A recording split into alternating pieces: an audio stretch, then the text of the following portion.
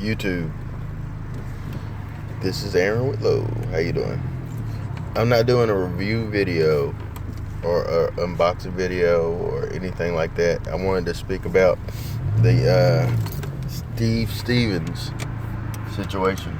I'm actually doing my errands, but I want to take a moment to speak about that. Let me roll my windows up so you can clearly hear me. There we go. So I want to speak about the Steve Stevens in Cleveland situation. The latest news is that there was a small pursuit that happened in Erie, Pennsylvania, and it ended in him taking his own life. For those that's not aware, so Steve Stevens on Easter Sunday around 2 o'clock in the afternoon gunned down a 74-year-old man named Robert Goodwin Sr. or Godwin Sr. I apologize for the pronunciation of his last name. But one thing that grabbed me, first of all, when I first heard about the news, not seen the video or anything, or not even see what Steve Stevens looked like or anything like that, my first thought was that, honestly, and this is me being honest, my first thought was that it was a white man that gunned down another white man. That was my first thought. And then when I seen the image of Steve Stevens,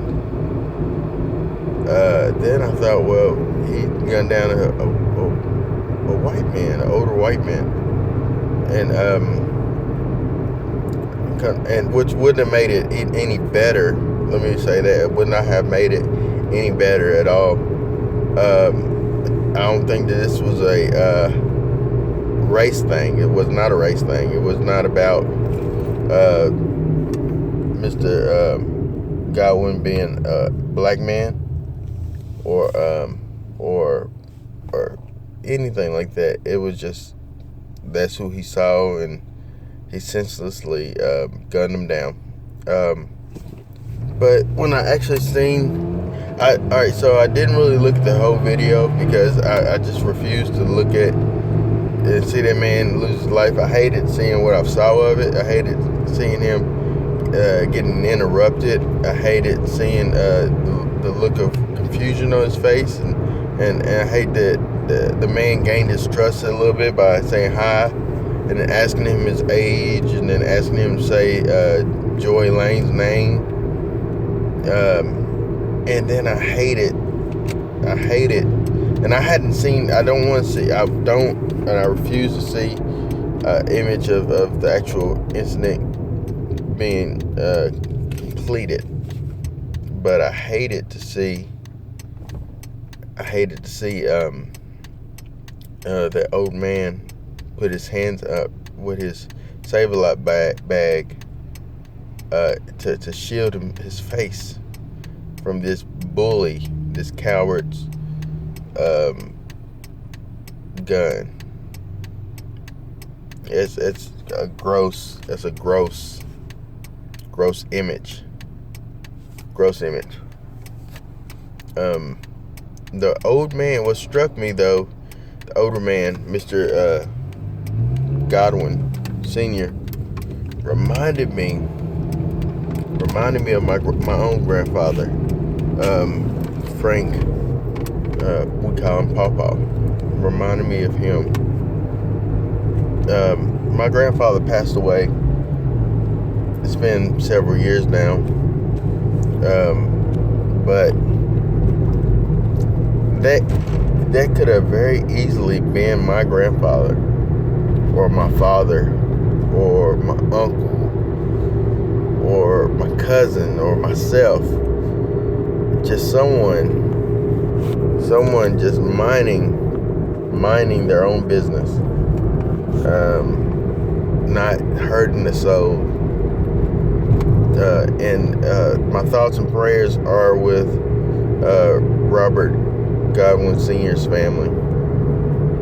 And my thoughts and prayers is with Steve Stevens' mom and his relatives, because it's got to be so, hard to fathom that your son would do such a heinous thing. And then the news now is that he's actually dead, that he committed suicide, which is a cowardly act. It's a cowardly act. And the thing is, man, he was talking bad about wanting to get the death penalty or go on death row and things like that. He's gonna kill as many people as he can to go on death row. And when the opportunity, when the crap hit the fan, so to speak, that didn't tread water, he changed his tune essentially and committed suicide, took the coward's way out. My biggest regret is that any and all of this ever transpired. But I wish he would have been caught alive and apprehended, not killed by the police, not killed by some other dude on the street or anything like that. I wish he would have been apprehended by the police, brought into custody, been made to stand trial and face the family of the man whose life he took. Me personally, in my own history, I've experienced something of a similar situation. A friend of mine, a brother of mine, essentially, that I grew up with, Joey. Joey. We, later on in life, people called him Jeezy. But I always called him Psycho growing up. At one point, his earliest nickname was J-Dog. But nevertheless, several years ago, which has still not been solved by local Bowling Green police, which I urge them to please solve it. And I urge anyone with information, please contact the police about this case. But my friend Joey, my brother Joey, my cousin Joey, the oldest friend I had in the world, was brutally murdered and put in the back of his vehicle, and his mom, his sisters, his niece, his nephews, and other relatives and friends and family members, have to relive that every day, knowing that the person or persons who committed this crime is still elusive, is still at large rather. And that's a sad thing. And they deserve justice. We all deserve justice for Joey. But so I said that to say this, that I think that I wish that he would have been captured alive and had to be forced to stand trial and face the family members of Mr. Godwin, to know and see the hurt on their face,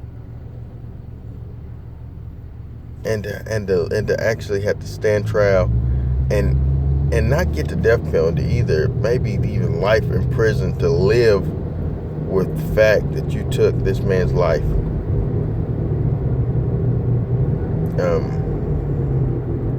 But those are my 2 cents on the situation. Let me know in the comment section below what you thought about the whole situation that transpired. What's your thoughts on Facebook and Facebook Live, and now the string of crimes and stuff that's happening in on that media? Should there be better checks and balances in place? And this is going for people getting killed on Facebook Live. Although this video wasn't actually a part of Facebook Live, he shot it and then uploaded it to Facebook. But then he did have a Facebook Live stream going on where he was talking about what he did or things people liking in the video, which is heinous. But let me know what your thoughts are on social media and live streaming, and should there be checks and balances? Please comment below, like and subscribe to my channel, and I will come back sometime soon with a more uplifting video. But in the meantime, I thank you for your time and attention. My name is Aaron, and I am out.